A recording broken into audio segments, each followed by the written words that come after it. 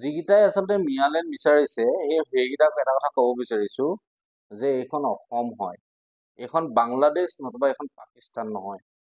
তহঁতি যি মিয়ালেণ্ডৰ কথা কৈছ, এই মিয়ালেণ্ডটো আচলতে পাকিস্তানত তহঁতি কৰিব পাৰিবি, নতুবা বাংলাদেশত কৰিব পাৰিবি, অসমত নহয়। কাৰণ এই অসমখন আমি আহোমসকলে অসমীয়া জাতিটো গঢ়িছিলো।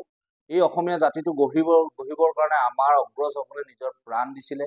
বঙাল মোগলৰ বিৰুদ্ধে যুঁজ কৰা হৈছিল, আৰু সেই যি বঙাল মোগল, সেই মোগল আচলতে বাংলাদেশৰ ৰংপুৰৰ পৰাই আচলতে তেওঁলোক অসমলৈ আহি আছিল। সেই গতিকে এটা কথা স্পষ্ট, তহঁতি যিটো আচলতে মিয়ালেণ্ড গঠনৰ কথা কৈছ, মিয়ালেণ্ড বনোৱাৰ কথা কৈছ, সেইটো তহঁতি হয় বাংলাদেশত বনাব পাৰিবি, নতুবা পাকিস্তানত বনাব পাৰিবি। তহঁতি তালৈ গুচি যা, নিজৰ তহঁতৰ যিটো গৃহভূমি, সেই গৃহভূমিলৈ গুচি যা, তাত তহঁতি কৰিব পাৰিবি, ইয়াত নহয়। আৰু এটা কথা কৈছো, সিহঁতি কৈছে যে তেওঁলোকে দিল্লী কপাব, দিল্লী কপাব, কপাওক, তাত আমাৰ ক'ব লগা কি আছে? দিল্লী কপাব বিচাৰিছে কপাওক, দিল্লী কপাই, তেওঁলোকে লাহোৰ কপাই, তেওঁলোকে ঢাকা কপাই, য'ত কপাই থওক, কিন্তু অসমত কোনো কাৰণে মিয়ালেণ্ড হ'ব নোৱাৰে। এইটো নহয়ও বাৰু, হ'ব নোৱাৰে।